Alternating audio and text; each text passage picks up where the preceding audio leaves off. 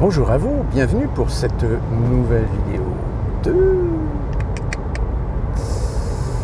Je ne pouvais passer à côté de cet événement qui a accablé une petite commune de France comme il en existe des dizaines de milliers. Je veux parler évidemment de ce qui s'est passé à Crépol. Petit village de 500 âmes qui, comme beaucoup de petits villages, organise de temps en temps une petite fête ou une petite surboom, une petite soirée, plus particulièrement parfois pour les jeunes du coin.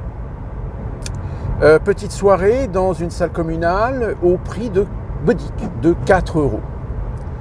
Sauf que si la soirée s'est plutôt bien passée, de façon bon enfant, arriva ce qui arrive parfois, et de plus en plus, mais sans,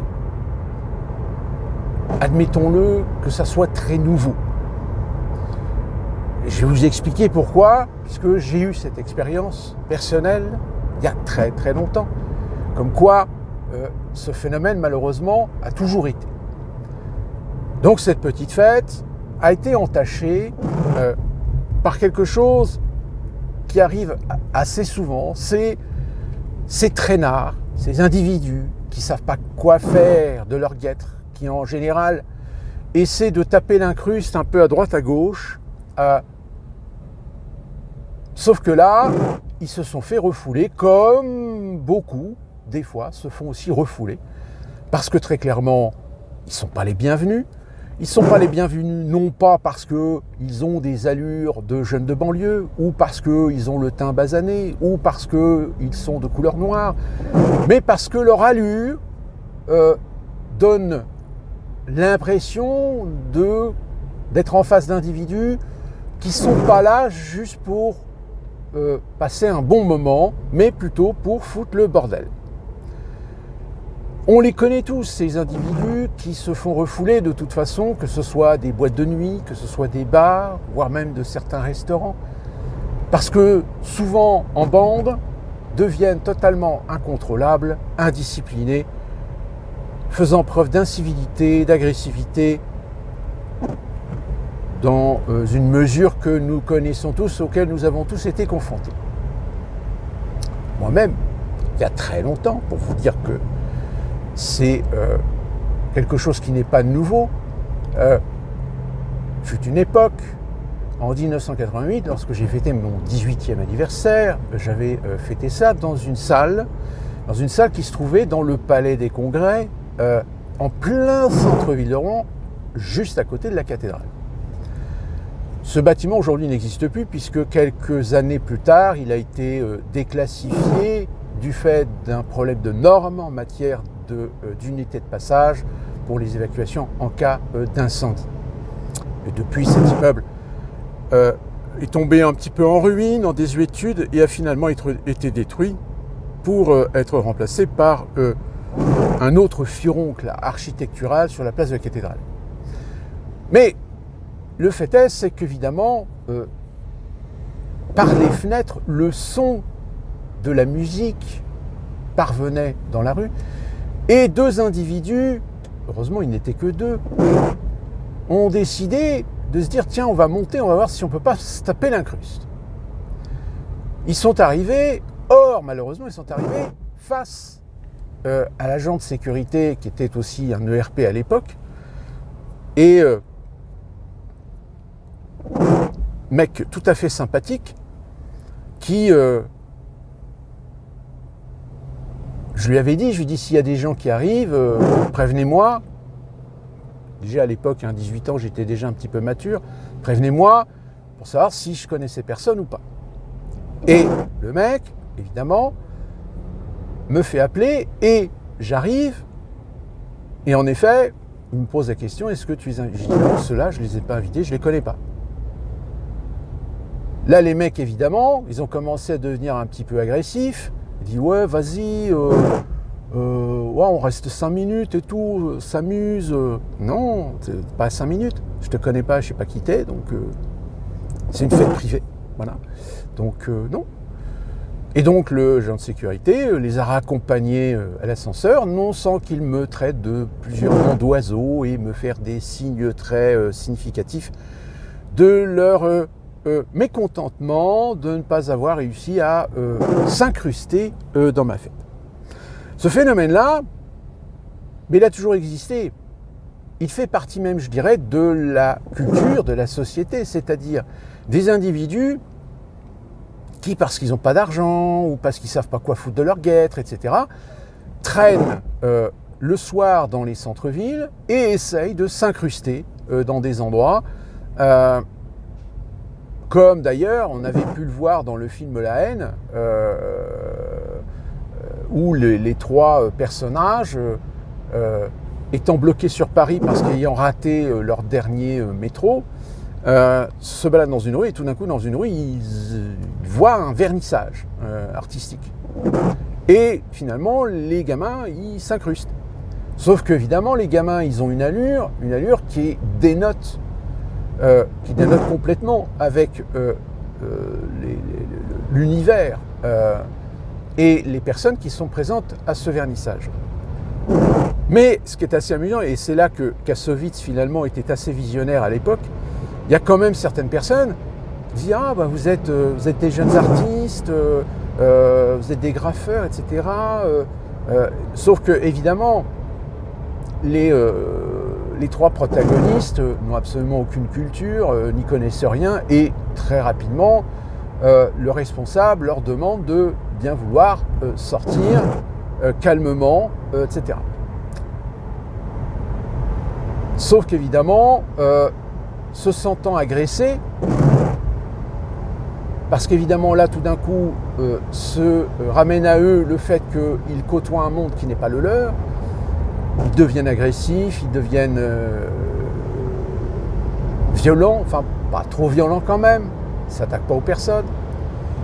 Mais voilà, c'est tout à fait symbolique et significatif de ces comportements que aujourd'hui, des gens qui organisent des fêtes, des manifestations, des événements, voudraient éviter. Et je pense que c'est légitime.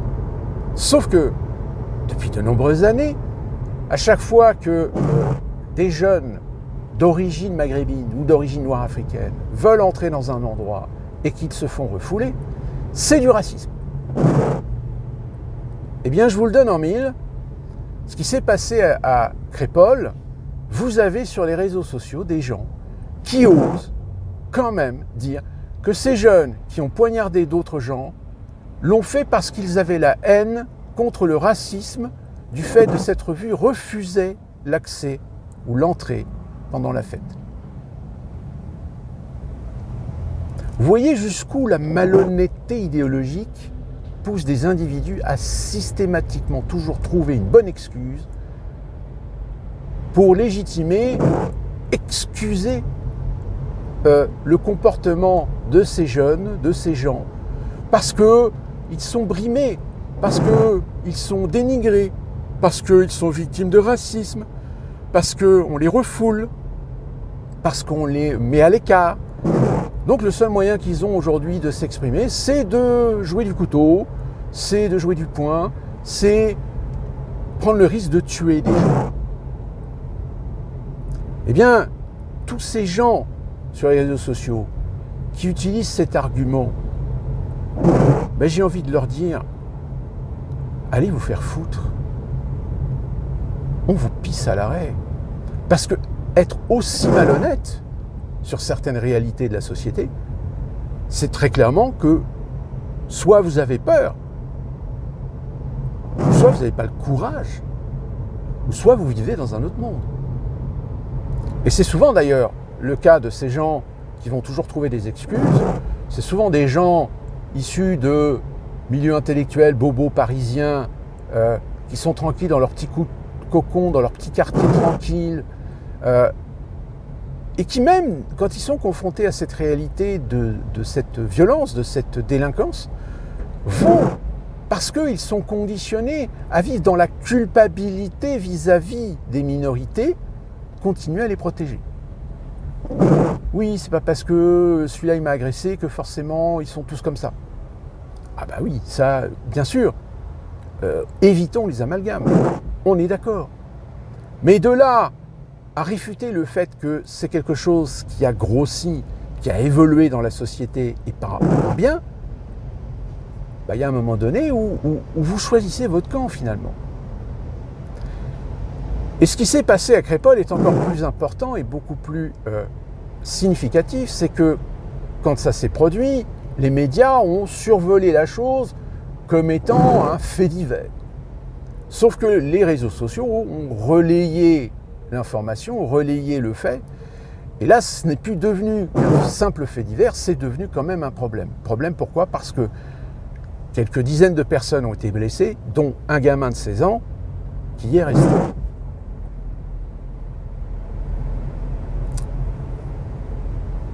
L'impact psychologique est énorme parce que des gens qui vivent dans un petit village, qui sont pourtant loin des affres ou des problèmes de sécurité des grandes villes, des grandes banlieues, etc. Là, tout d'un coup, cette violence, cette barbarie, cet ensauvagement les a rattrapés. Les a rattrapés dans leur réel, dans leur petit monde rural, même si le village n'est pas très loin d'une grande agglomération. Ça a un impact sur le fait qu'évidemment, tout de suite, vous avez des gens de gauche qui critiquent l'extrême droite de faire de la récupération. Mais excusez-moi, gens de gauche qui affirment ça aujourd'hui sur les réseaux sociaux, qu'est-ce que vous faites, vous, quand c'est l'inverse ? Ce jardinier qui a failli se faire égorger par un vieux qu'il traitait de bougnoule, qu'est-ce que vous avez fait avec ça ? Vous l'avez bien repris, vous l'avez bien instrumentalisé. Certains l'instrumentalisent pour démontrer, regardez, le blanc vieux patriarcal est bien raciste, voire est prêt à tuer. Il y a un moment donné où ce que vous faites pour les uns, acceptez-le pour les autres. Parce qu'à force de critiquer les autres pour ce qu'ils font, alors qu'ils font exactement la même chose que vous, par idéologie, il y a un moment, posez-vous la question de vous dire, est-ce que ça ne va pas se voir ?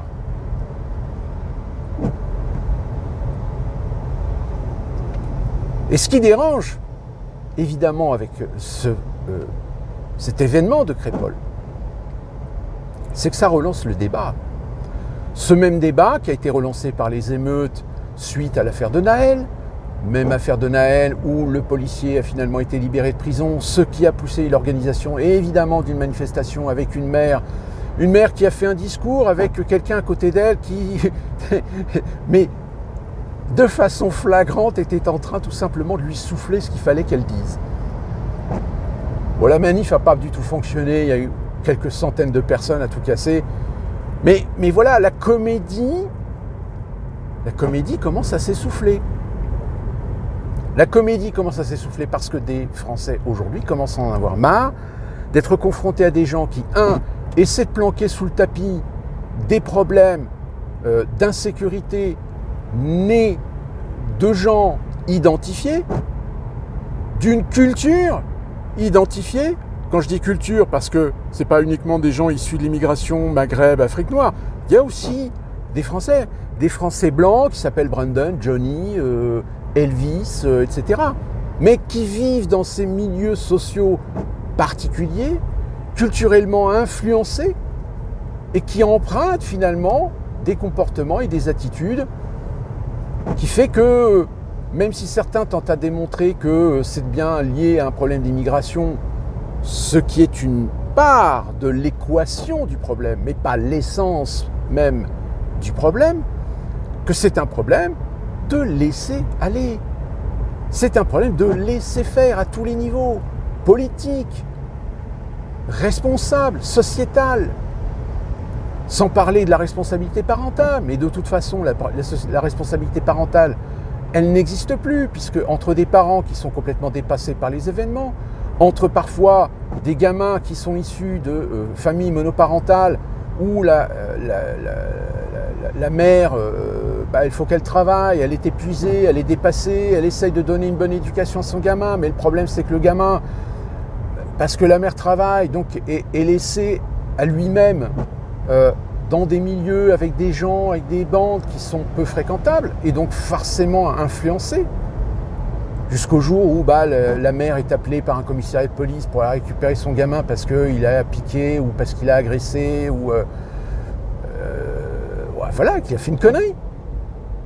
Mais que le fait qu'elle veut redresser le problème, mais elle n'y arrive plus parce que c'est trop tard. Son gamin, vous savez, c'est comme la drogue, c'est pareil. La drogue, si à un moment donné vous vous disciplinez pas, si vous dites pas stop, vous allez plonger, jusqu'au jour où vous allez dépasser le point de non-retour. C'est inévitable. Donc vous avez aujourd'hui des gamins qui ont dépassé le point de non-retour, qui de toute façon sont irrécupérables. Ils sont irrécupérables avec les systèmes qu'on a aujourd'hui. Comme je vous l'ai dit, la société française, la République aujourd'hui, n'a plus les outils pour traiter ces genres de problèmes, pour traiter ce genre d'individus. Ces individus-là, je suis désolé, il faut les casser psychologiquement. Vous savez, quand on faisait notre service militaire, les classes, c'était pas seulement nous entraîner à l'arme, à la reconnaissance des grades, à la discipline militaire. Non, les classes avaient aussi pour but de casser les fortes têtes, de les casser psychologiquement, pour les faire rentrer dans le rang. Moi, j'en ai vu, j'ai vu même pas des jeunes issus de l'immigration, des jeunes bourgeois, des gens très diplômés, etc., qui à un moment donné ont pété les plombs parce que leur réputation, je dirais l'environnement dans lequel ils vivaient, dans lequel ils avaient une personnalité, dans lequel ils avaient des ascendances, des influences, etc., mais finalement à l'armée tout ça disparaissait. Ils étaient nus. Ils étaient nus et traités exactement de la même façon que n'importe qui d'autre. Alors, moi j'ai fait l'armée, j'ai perdu 10 mois à rien foutre, pour rien. Mais je reconnais au moins une chose de positif à l'armée, c'est que ça avait une fâcheuse tendance dans une discipline militaire de bien régler tout le monde, d'être au même niveau. Que le bourgeois issu de l'aristocratie française côtoyait le jeune beurre issu des banlieues, mais les deux étaient traités de la même façon. Et que finalement, avec le temps, ça poussait à la solidarité entre chaque individu, même si leur corps, leur rang social était diamétralement différent.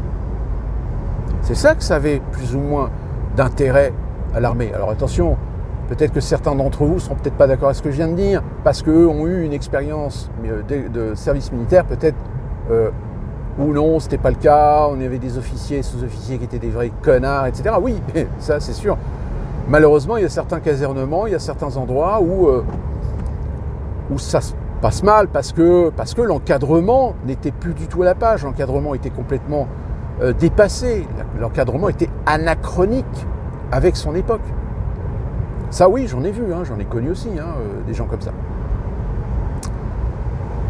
Mais ça, maintenant, ça n'existe plus. C'est comme cette idée que certains ont de vouloir remettre le service militaire. Comment vous allez faire ? Je vous avais expliqué dans une vidéo que moi j'avais eu cette expérience avec une femme générale qui était chargée justement de faire la transition entre la fin du service national et une armée de métier. Elle le disait. Elle disait c'est pas uniquement à cause du nouveau contexte géopolitique. Parce que moi à l'époque j'avais fait mon service national 92-93. Donc évidemment l'Union soviétique avait déjà cessé d'exister, etc. Mais c'était surtout parce qu'il y avait une recrudescence de jeunes qui réussissaient à se faire exempter, à se faire dispenser de service militaire. Sans compter les coûts que ça menait au niveau de l'État, etc. Donc la raison de la suppression du service national, c'était purement économique. C'est parce que ça coûtait la peau du cul et que pour un résultat où même sur le principe de se dire au moins tous les Français font un service national. Alors, à l'époque c'était que les garçons, c'était pas les filles. Peut-être d'ailleurs ça a été une erreur de la République à un moment donné de pas intégrer les filles aussi dans le service militaire, en adaptant évidemment les contextes, les compétences, les connaissances, etc. vu que le service militaire, c'était évidemment militaire, physique, évidemment, pour toute femme, c'est pas forcément évident. Enfin, c'est pareil, ça rentre dans le débat du féminisme, oui, l'égalité homme-femme. Oui, bah, l'égalité homme-femme, dans ce cas-là, bah, les femmes, vous allez faire aussi un service national. Non? Ah, oui, non, c'est vrai que là, ça commence à peu. Enfin, le problème est résolu puisqu'il n'y a plus de service national. Mais ceux qui voudraient le remettre, bah, bon courage. Je vous souhaite bien du courage parce qu'à mon avis, vous n'allez pas trouver beaucoup de candidats. Donc, pourquoi je vous parle du service national? Parce que le service national était une étape dans une vie de citoyen français qui avait ses inconvénients, mais aussi son avantage de vous remettre un petit peu dans une réalité sociale. Mais ça n'existe plus. Tout comme les fameux centres d'éducation pour les délinquants, ou je ne sais plus le terme exact. Ça pareil, ça n'existe plus. Ça existe mais sous un autre angle et qui ne sert strictement à rien. Moi j'ai connu 2 personnes qui travaillaient justement comme éducateurs. Bon, ils étaient les premiers à dire à l'époque, c'était dans les années 90, ils étaient les premiers à dire que ça ne servait à rien. Oui, il y en a certains qui ont réussi à récupérer parce qu'ils ont une conscience et que leur conscience à un moment donné leur fait prendre le sens des réalités et qu'à un moment donné ils comprennent que il faut qu'ils trouvent faut qu'ils se tracent une autre destinée que celle dans laquelle ils se sont engagés. Mais ils me disaient mais c'est 1 sur 5. C'est 1 sur 5, les 4 autres. Ils vont faire leur temps, ils vont faire des conneries, il y en a qui vont fuguer, ils vont reprendre des mois supplémentaires de peine, etc. Mais ils n'en ont rien à branler, ils n'en ont rien à foutre. Ils sont complètement désociabilisés.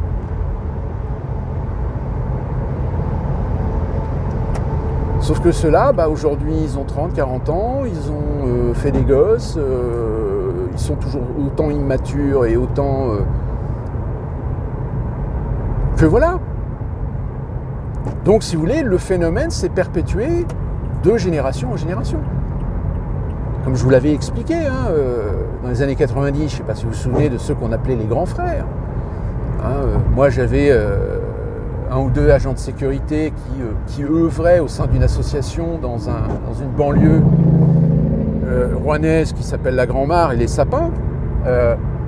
Déjà dans les années 90, ils me disaient, encore les jeunes de 20 ans, t'arrives à les rattraper, t'arrives à les récupérer.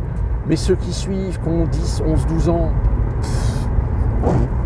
mais c'est des sauvages. C'est des sauvages. Donc déjà à l'époque, si eux-mêmes disaient que c'était des sauvages,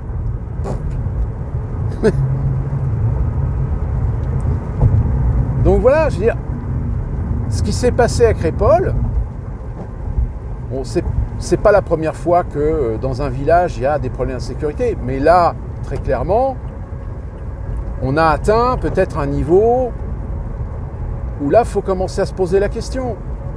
Parce que non seulement ce petit village représente à l'image des Français la ruralité, donc si même en ruralité, on n'est plus à l'abri de cette délinquance,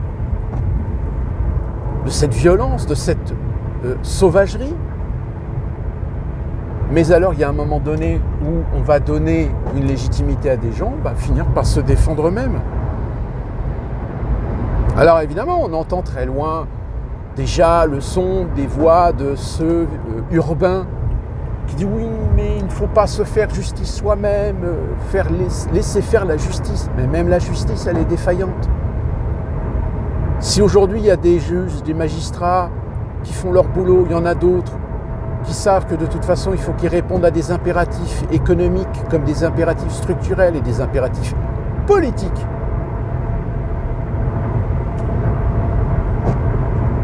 Et donc on est en face de situations complètement absurdes, complètement en décalage, complètement incohérentes. Et qu'à partir du moment où l'incohérence génère l'injustice dans l'esprit d'un certain nombre de gens, et ces gens-là, à un moment donné, parmi eux, il y en a certains qui vont se dire c'est bon, on va prendre le taureau par les cornes, puisque la République n'est plus capable d'assurer au moins le minimum pour qu'on puisse vivre paisiblement et en sécurité, ça risque d'arriver qu'un jour, il y en a, ils vont peut-être commencer à s'organiser, ils vont commencer peut-être à monter des milices pour assurer la sécurité localement. Alors là, tout de suite, vous allez avoir des gens de gauche qui vont dire « Oh, regardez l'extrême droite, oh, bouh, les nazos, oh, les fachos, les faf ». Mais vous pourrez les traiter de faf ou de fachos ou d'extrême droite comme vous voulez. Ces gens-là, au moins, comme je vous l'ai dit, ils vont prendre le taureau par les cornes. Je n'ose même pas imaginer que peut-être ça va pousser des gens à se dire et si on faisait un tir au pigeon pendant quelque temps, histoire de provoquer un peu la peur et la terreur dans la tête de ces connards. C'est-à-dire que maintenant, ils pourront plus se balader en ville, impunément, sans risquer de tomber sur plus fort qu'eux, ou sans prendre le risque, à un moment donné, de tomber sur des gens qui seront là pour faire des missions punitives. Alors, encore une fois, missions punitives qui seront évidemment étiquetées d'extrême droite.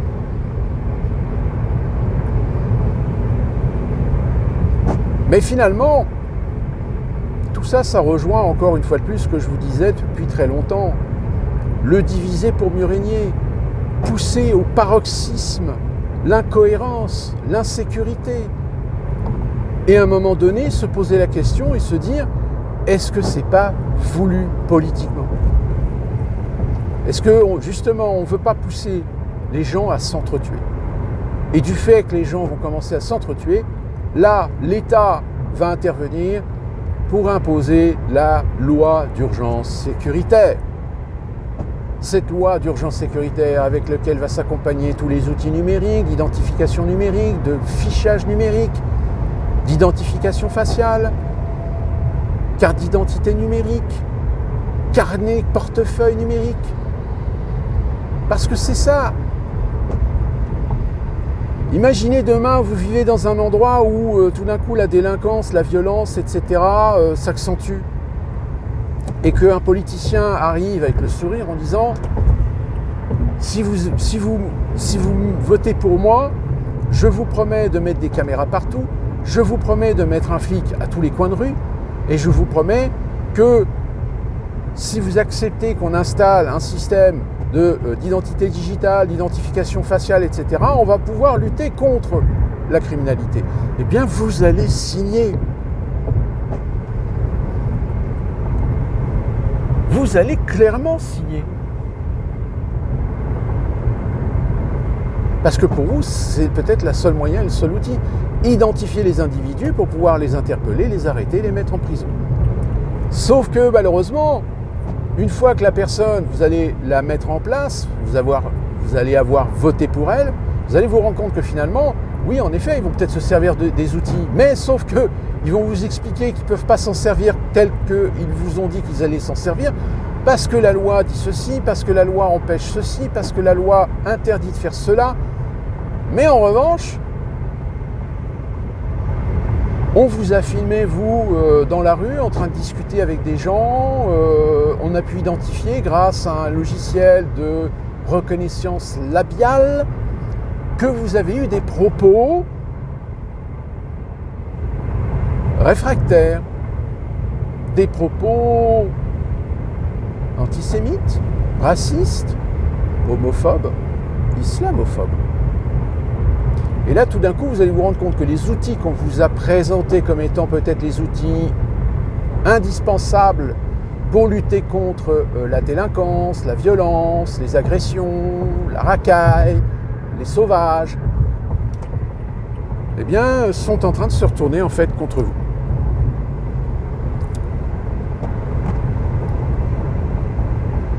Moi, je vous dis qu'il y a un moment donné où va y avoir peut-être aussi des mouvements beaucoup plus radicaux. C'est-à-dire, peut-être que des gens vont commencer à s'organiser pour faire des exécutions sommaires, pour instaurer la terreur, la peur.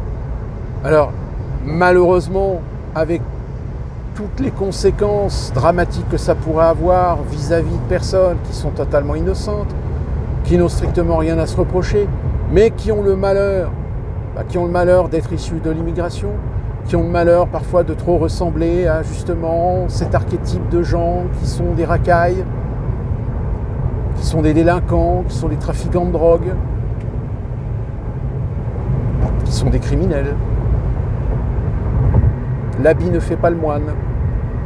Sauf que malheureusement, dans une société où à un moment donné, on a des gens qui en ont tellement gros sur la patate qu'ils finissent par ne plus réfléchir, je vous laisse imaginer les conséquences. Mais force est de constater que de toute façon, soyez bien conscients d'un fait, c'est qu'on a dépassé le point de non-retour. Et que malheureusement, quoi qu'on fasse, quoi qu'on décide, à un moment donné, ça forgera certaines injustices et ça condamnera certains innocents. Parce que on ne peut plus se permettre aujourd'hui, et on n'a plus les moyens, on n'a pas les moyens de traiter le cas par cas. Et qu'en plus, quand vous avez de la manipulation politique, idéologique derrière, il y a un moment donné où il faut trancher. Il y a un moment donné où la raison gardée ne peut plus être un argument pour être un frein à des politiques, à des décisions, à des choix, à des voies qui n'iront pas dans le sens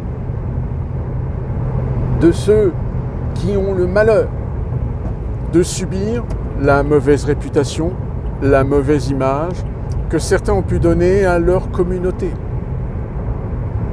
Et qu'ils ne pourront rien y faire face au radicalisme montant. Alors attention, quand je dis radicalisme montant, ne pensez pas Rassemblement National. Car je vous l'ai dit, le Rassemblement National est un parti au même titre que France Insoumise. Ce sont des ersatz, ce sont des antagonismes sous contrôle, adoubés. Et que même si vous les mettez au pouvoir, vous allez vous rendre compte que finalement, ils ne feront rien de ce qu'ils sont en train de vous dire aujourd'hui. Qu'ils feront une continuité d'une politique déjà existante. Si les 5 ans de Hollande socialiste ne vous ont pas convaincu du fait, voilà, moi je suis désolé, vous êtes irrécupérable.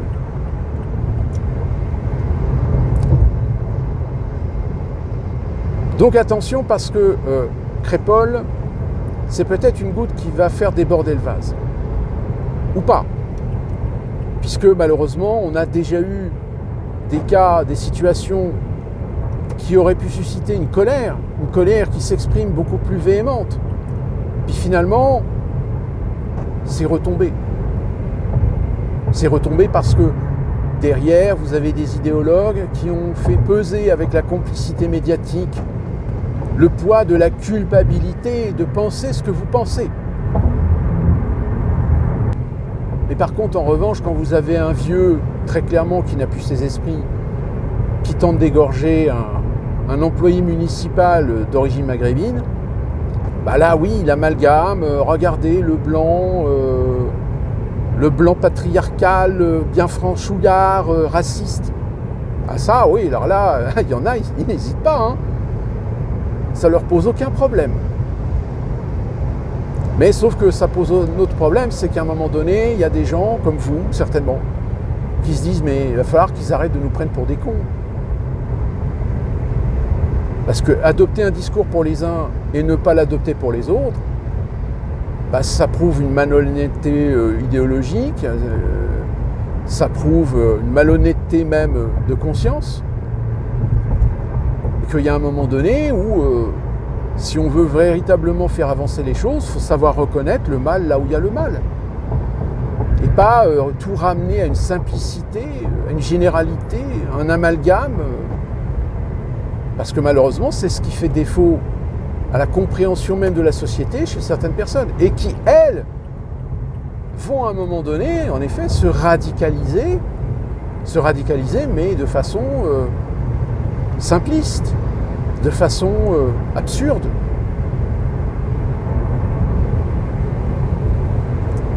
Crépol n'est peut-être pas le premier dérapage qui va faire prendre conscience aux Français qu'il n'y a peut-être plus d'endroits aujourd'hui en France où vous seriez à l'abri. si ce n'est peut-être habiter dans un petit village de sans âme, coincé dans une vallée de Savoie, ou dans un petit village dans les hauteurs de Provence, ou du Roussillon, ou de Bretagne, ou dans le Schnorr, ou dans la Normandie. Sauf que, malheureusement, si votre petit village, qui jusqu'à présent n'avait jamais eu de problème d'insécurité, s'il est un peu trop proche d'une grande métropole, eh bien malheureusement, peut-être que vous allez commencer à vous poser la question, et si ce qui s'est passé à Crépol ne risque pas d'arriver chez nous, vu qu'à peine quelques kilomètres se trouve une banlieue chaude, réputée et bien connue, de triste réputation, et que certains individus vont commencer à venir perturber notre tranquillité, notre quiétude. Et là, en effet, peut-être que ça va donner des voix supplémentaires au Rassemblement national, à Reconquête, allez savoir. Mais de toute façon, ce genre de problème devient de plus en plus récurrent, devient de plus en plus conscient, surtout par le relais que font certains réseaux sociaux, alors parfois à tort ou à raison. Si vous avez un commentaire, si vous avez une opinion sur la question, si vous avez une expérience personnelle, n'hésitez pas à partager sur les réseaux sociaux, partagez dans les commentaires de cette vidéo, parce que ce sont vos commentaires qui feront peut-être en sorte que YouTube me mettra peut-être un peu plus en avant pour, comme certains pourraient le penser, proférer des propos nauséabonds. Mais parfois les propos nauséabonds, à un moment donné, ils finissent par prendre de la valeur. J'entends bien aujourd'hui sur les réseaux sociaux certains qui sont en train de redécouvrir certains sketchs de Dieudonné qui ont une dizaine d'années et qui tout d'un coup se disent, et finalement, même si parfois son propos était provocateur, parfois acerbe, d'humour noir, Dieudonné, il avait quand même mis le doigt sur pas mal de sujets qui à l'époque étaient évidemment protégés par des gardiens de vertu. Sauf qu'aujourd'hui, la réalité est en train de s'exposer aux yeux et aux oreilles d'un plus grand nombre qui tout d'un coup se souviennent de gens qui nous prévenaient, qui nous disaient, qui plaisantaient de la chose et qui ont été censurés, qui ont été bannis, qui ont été punis parce qu'ils ont eu le malheur justement d'essayer de commencer à nous alerter par le biais de l'humour de certains dangers auxquels nous allons être exposés. Sur ce, qu'on se retrouve pour une prochaine vidéo. Portez-vous bien et soyez prudents.